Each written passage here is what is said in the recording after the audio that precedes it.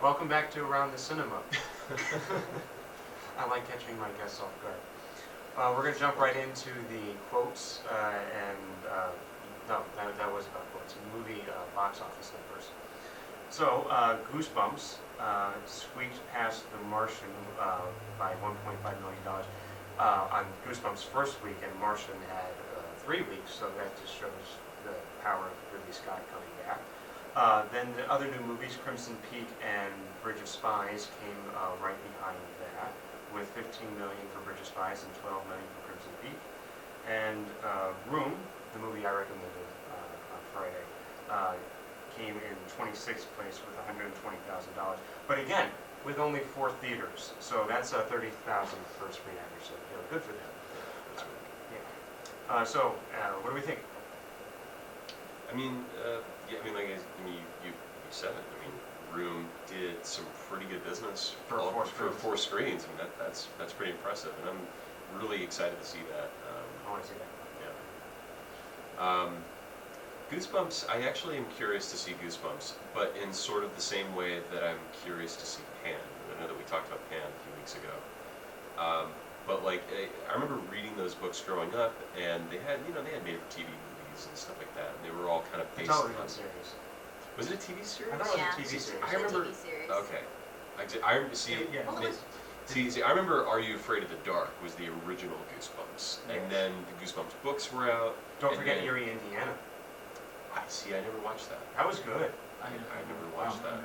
But after, yeah, but then we had a couple made-for-TV movies. There was, I think, The Haunted Mask. I think there were a few others, and then if there was, I'm sure there was. I know there was a show, but I don't remember watching it. They just never got to the egg monsters from Mars, which I was really curious to see how they were going to pull that one off. Interesting.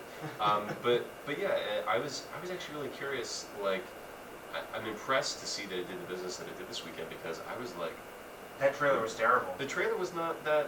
It didn't do much for me, but it was like, does anyone in my generation or our generation really look back and go, oh my god, I love Goosebumps? Like, do we really look at Goosebumps with nostalgia goggles? The way we look at something like, see, I don't think I look back at it with nostalgia goggles, but I definitely remember key stories from it that I still Slappy the Dummy. That will trigger for me. The Choose Your Own Ending books, I definitely love those. Those were fantastic. Yeah. The Haunted Mask was my go-to. And actually, Absolutely. I think because it was the made-for-TV movie I was in. But I don't think we have that true nostalgia. Like, yeah. we had to go see it because it's Goosebumps. Yeah. But there was nothing Goosebumpsy about it. You can make it scary and still make it Y7 if that's what you're looking for. This is Jumanji. This is Jumanji. No. Don't even put Jumanji and Jack Black Goosebumps in the same sentence. No, sorry. Things coming to life from an inanimate Jumanji object. was a beautiful piece of artwork. That was awesome. I enjoyed We argued this at Thorough. Two of us argued No, this I at Thorough was can't- better I last can't. week. I have yet now. to see Zathura. I really want to, because I've heard good things. Jumanji is a very fun film for its time. It does not hold up. The last time I read it doesn't age well. It does not age well. It's in that kind of middle 90s era of CGI that's post Jurassic Park, but pre anything else that looks good. Yeah. So I still think it looked legitimate. I mean, you can tell when it's composited in CGI, but it's still the stampede sequence looks pretty good. Yeah.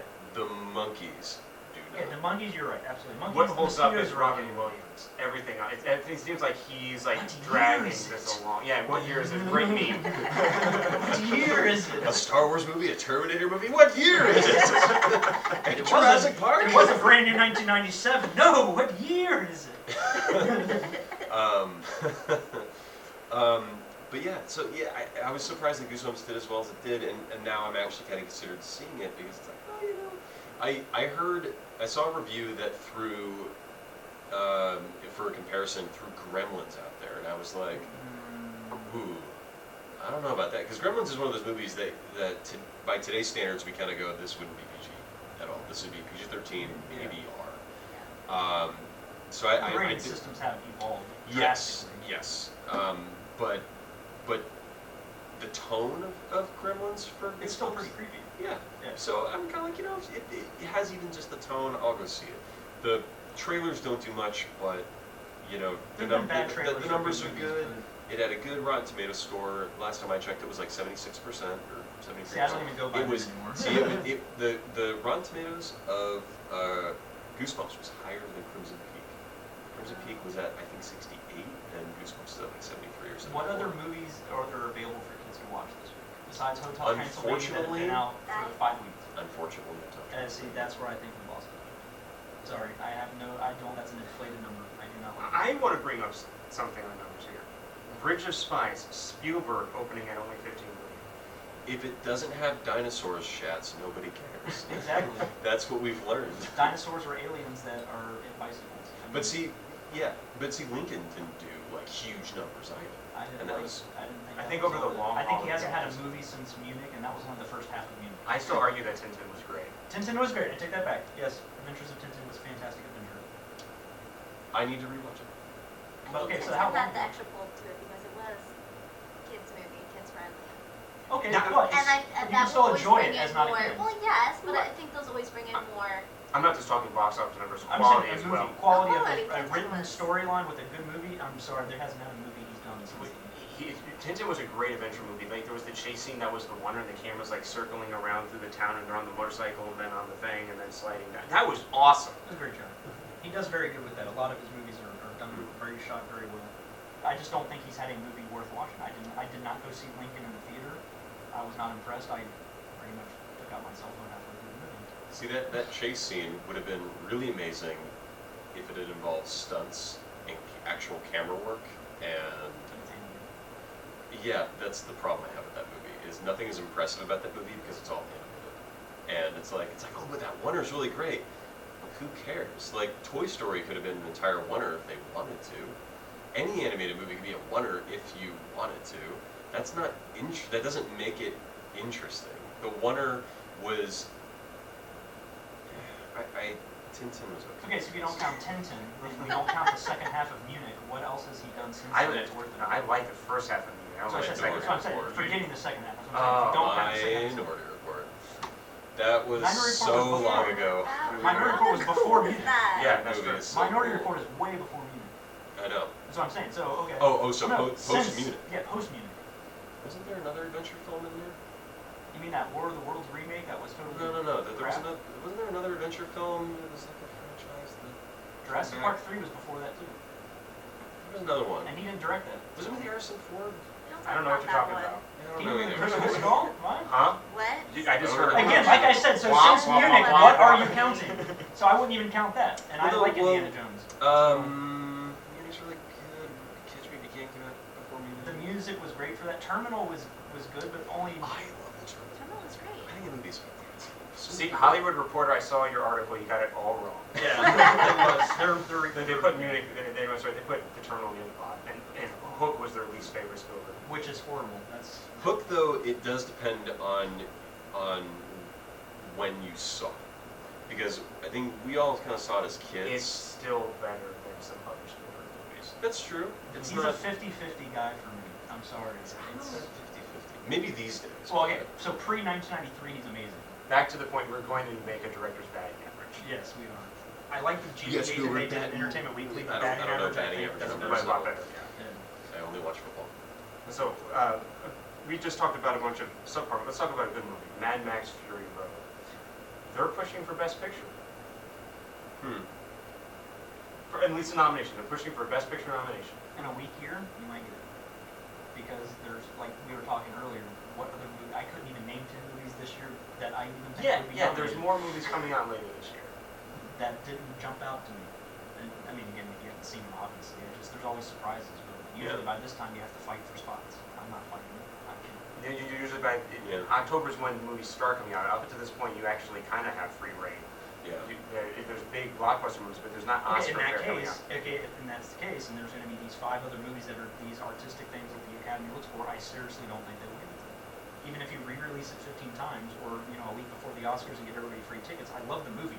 That was very impressive. I have very low expectations walking in because I can't stand the original Mad Max movies. I think they're ridiculous.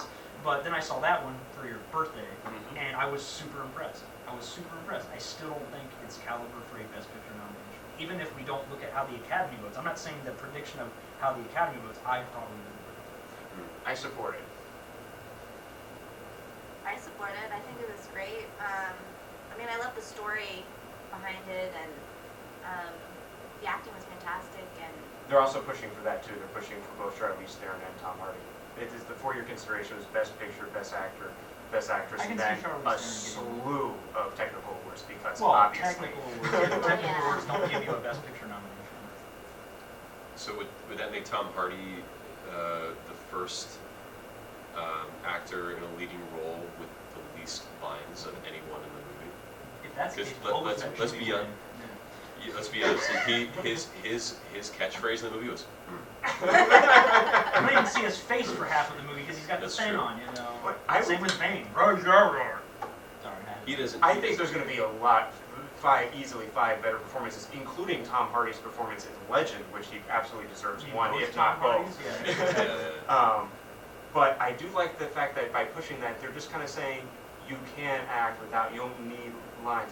It's about, performance is about Oh, I everything. totally Oh, yeah, agree. so I love that. I think the best acting is acting without dialogue.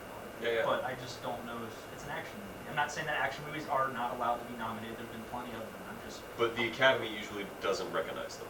yeah. So if I was to have to sit there and say, I would say if there was not a whole lot, it was a weak year. Of course, I would put it up there. But I just don't think. I but just we don't haven't think even it's- hit the rest of the pool yet. Yeah. Or The- I think a what lot of we people got consider. scared. The and bulk they- of the Oscar season Yeah, hasn't happened we yet. haven't had. Up until this point, though, I'm saying absolutely Best Picture nomination.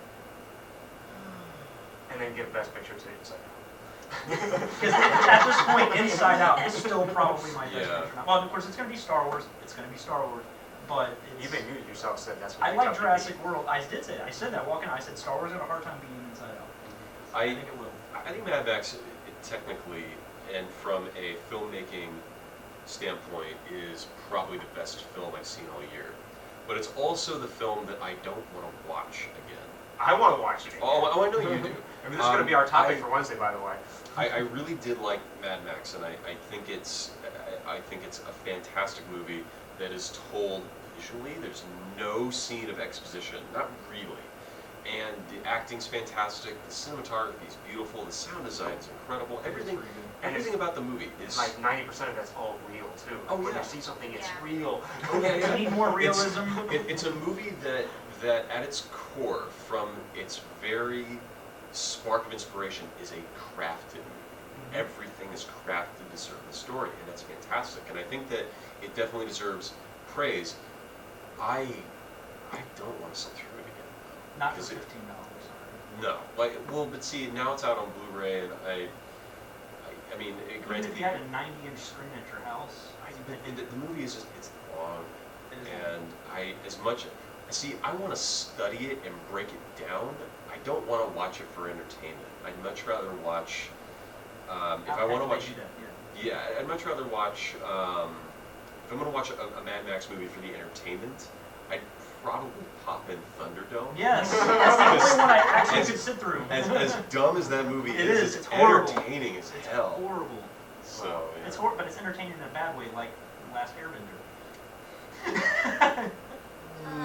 Sorry, it is. I'll watch Last Airbender when I want to Failure Friday, but that's about that- it. even Failure Friday, I don't go there. You lost me. I think the first time I saw it, I had to stop it 3 or 4 times in the middle to catch my breath. I was laughing so hard because it's so good. Vampire's Kiss is my go-to. Yes. Failure Friday.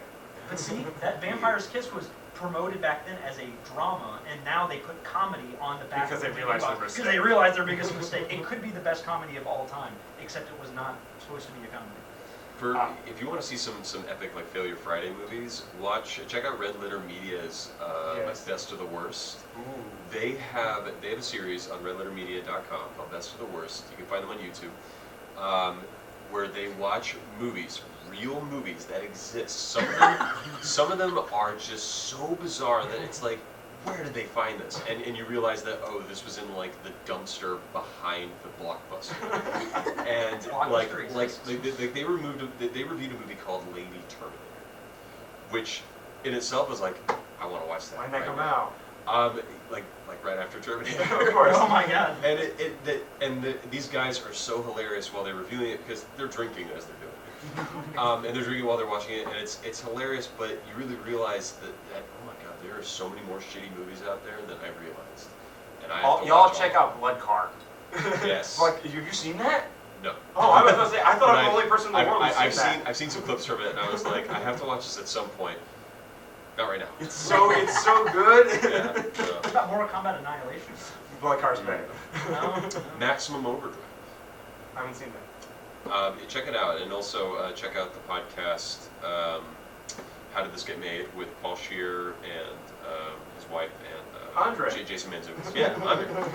The book was halfway decent. Why was the movie? No. Watch the trailer. Oh, okay.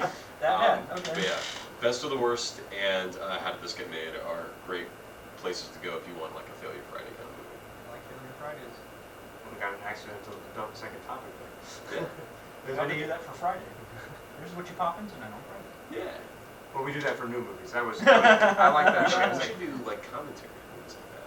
And put it up on LinkedIn. Mystery Science Theater, but ATC. Doing podcasts. And here, play this podcast while If you you- watch the movie. It's if you'd be interested synced in up, us- Pink Floyd style. If you'd be interested in us doing a riff track style thing, email us at aroundthecinema@gmail.com or at aroundthecinema Do you for think Twitter. we can beat the riff track? from Or Batman leave a and Robin? comment No. in the comment section of the video. Yes, please. Or in the That's comment, a yeah, good there idea. you Comments, go. please. Comments, subscribe. Post a comment on this website. We'll send you a pizza roll in the mail. If you email me asking for a pizza roll, I might actually email you a pizza roll. What's wrong with your face? Make sure you take it out of the vac seal, because that's the only way you're going to get that in the mail. Anybody want a pizza roll? What's wrong with your face is my favorite part of that whole video. For those who don't know, the Red Letter Media Star Wars reviews are like, if you ever think maybe I'll watch Attack of the Clones or Phantom Menace or Revenge of the Sith, watch these reviews instead of that. not even before, just instead of. More entertaining, much and Did you watch the Prometheus review? not yet. The Prometheus review is one of my I favorites. liked Prometheus for certain elements. We'll get into another day. Another day. We But have to wait for Alien Lost Paradise to talk about that. Is that what the title is? That's Prometheus 2 style. That's a terrible title. It's better. Moving on. Moving on. Oh boy. That's a great title for a video game. I think it's a great title. I like the in title. general, like that. Yeah. But see, a lot of people are doing Alien filmmaking Lost like that. Paradise. Yeah. It's better than Alien Resurrection, which You know what? gives it's away the okay. entire story. They can change it later.